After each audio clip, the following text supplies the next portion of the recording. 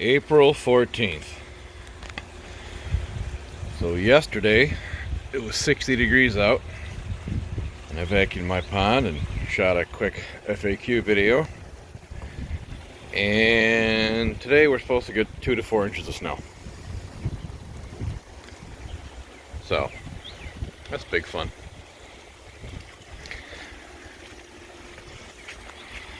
Typically I like the snow.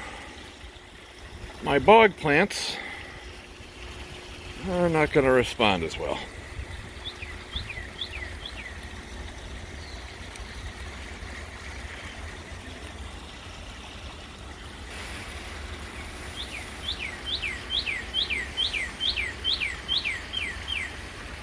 Apparently the cardinal up there is not bothered by the snow at all.